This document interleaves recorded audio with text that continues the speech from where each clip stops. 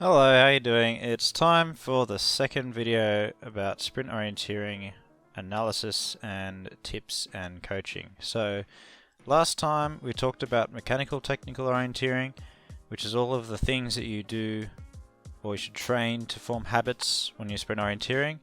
And this time we're going to be talking about mental technical, which I will summarize here as all of the higher order thinking processes that go on when you're orienteering, like route choice, like simplification, like map contact, and all those things that coaches spend a lot of time talking to athletes about.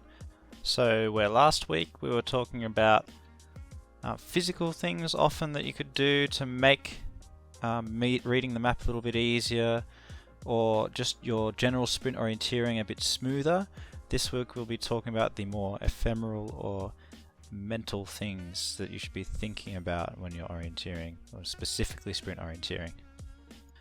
Okay, so to start off with, I'm going to introduce the concept of map time, and this is one of the reasons that I think sprint orienteering is as hard as it is. And there's no denying that sprint orienteering presents a technical challenge to the athlete, but I think it presents a technical challenge for different reasons that forest orienteering presents a technical challenge. For instance, in the forest, it might be quite important to keep a strong compass, or you might have very limited visibility, or there might be a very vague area with very few features in it, or there might be quite a packed area with lots of granite or cliffs or something, which makes it quite hard to tell which feature is which.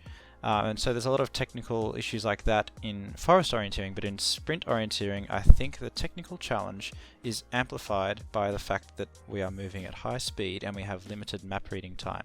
So when I talk about limited map time, I think that this concept informs a lot of the technical difficulty that occurs in sprint orienteering. And a lot of the techniques that I'm going to be talking about are techniques that in some way improve our map time, either by giving us more time to read the map or by helping us use that limited map reading time in a more effective manner.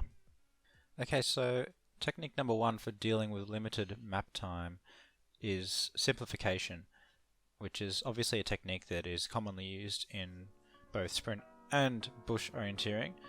And in general, the way that we simplify in both forest and sprint orienteering, it's essentially the same theory. It's just applied differently, because obviously in sprint orienteering we're applying simplification to buildings and paths, and in forest orienteering we're applying this process to large amounts of rock features or complex features that we want to make easier to read. So I've gotten a sprint map off 2D Rerun. This is Sydney University, and this was an event held a couple of years ago. But as you can see, it's a fairly complex area of the map, and there's quite a lot of paths and buildings and uncrossable fences going on here. Okay, so what does simplification look like in this context? So in bush orienteering, what we want to do is use the contours to form the underlying basis of the map, and then read the other details when necessary. And it's much the same in sprint orienteering, but instead of using contours, we want to use buildings as the basis of our navigation, and then we read the details when necessary. It's quite clear from this excerpt of the map that if we use the buildings to give us a general shape of the area, everything else becomes quite simple. And the athlete can really use their position in relation to buildings to do a lot of their navigation. So a lot of the time, all you really need to know is that you are in some sort of spatial relationship with a building, and you'll know where you are, and it's not really necessary to read a huge amount of detail on the map. For example, if we're going from control 13 to 14, what we want to use is first the building, and then secondly the olive green, so the impassable areas. And then we can start to fill in paths around that when necessary, but we can see that there's a left route choice to the north, and then there's a right route choice to to the south there. And the athlete, regardless of their route choice here, can use their spatial relationship with the building to navigate around a lot of that control. So if they choose the south route choice, they essentially just keep the building on their left for much of the route choice until they get quite close to the control, and then they have to read a path in an olive green area.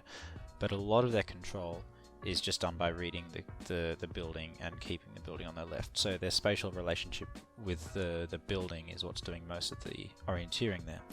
So the reason why buildings are so fantastic in sprint orienteering for simplification is because not only do they stand out on the map very well, but they're also huge usually in reality. They stick out, they're very tall, and you can see them from ages away unless there's buildings in front of it. But essentially it's very easy to locate oneself from a building using your sort of general location to that building. Whereas if we're trying to use things like olive green is often a garden which is at quite a low level and you won't see until you're right in front of it. So it's quite hard to use olive green to locate oneself until you're right next to it. The next thing I want to talk about works very much in conjunction with the idea of simplification, and that is improvisation. So what I mean by improvisation is basically the act of not reading a lot of the detail and using your eyes in the terrain to navigate around to find the fastest way through the terrain.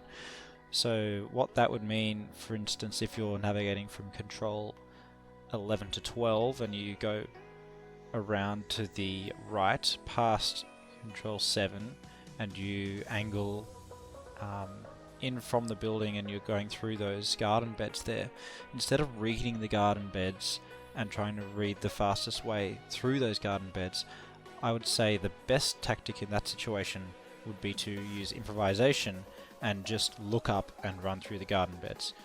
So obviously that sounds like a silly example and a really obvious example, but there's a lot of times where there might be a path or a series of paths, and you could either spend time reading the map and trying to figure out where the best path is, or you could just look up and often it's quite visible what the best path is, and that is one way of reducing the amount of map reading that you need to do and taking the load off your map reading, and you can then use that precious time that you have to do other things like planning ahead and planning good route choices and maintaining better map contact. So I think improvisation is a tactic in sprint orienteering that is often used by people, but it hasn't been given a name.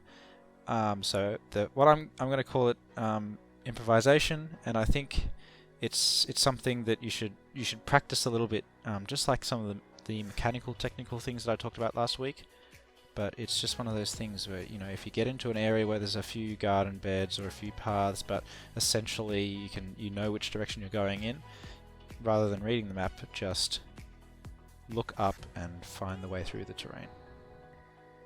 Okay, so technique number 3 is map memory, which is a technique that obviously we use in forest orienteering, but I don't think we use it quite as much as we do in sprint orienteering, because in sprint orienteering the shapes are a lot less subtle, so we're dealing with buildings with right angles and sharp corners, so it's quite easy to remember. It's sort of like a road map where you'll run down the road and take the third left, rather than in bush orienteering it's a bit more subtle, like you could quite easily mistake one spur for another spur, so it's not exactly like you could just run down a spur and then take the third gully. It doesn't really work like that. So in sprint orienteering, I think map memory is actually a very effective tool, and it's an effective tool because it allows us to use limited map reading time, and because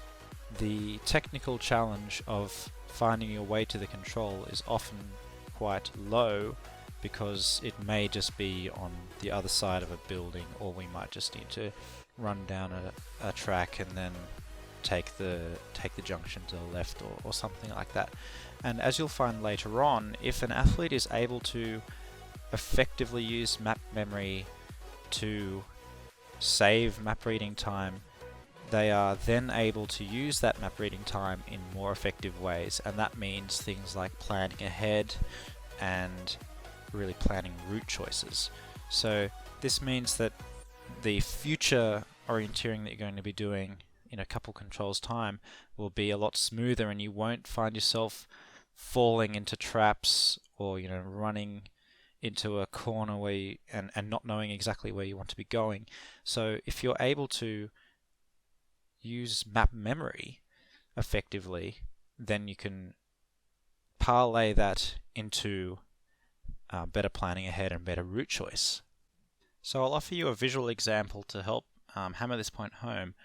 If you're, again, at University of Sydney here, if you're coming into Control 3, you can probably remember most of the control from 3 to 4, because it really is something that you can break down into probably 2 or 3 steps. So basically you could exit the control to the south, come around with that building on your right. Then we're aiming for Control 17, that building there. Then we run along the building until we get to the second building there on the right. Then we'll angle in towards the end of that staircase there, and it's quite a simple control, and there's a lot of dead running. So what we can do with that dead running is we can memorize Control 3 to 4 probably in a few seconds of map reading, and then we can use those seconds of map reading when we're that we've already memorized. So we're running from Control 3 to 4. We can use that time to be planning ahead from Control 4 to 5, which is slightly more complicated but not much more complicated. So we can plan ahead 4 to 5, then we can, if we have a good plan for that, we can then start planning 5 to 6, etc.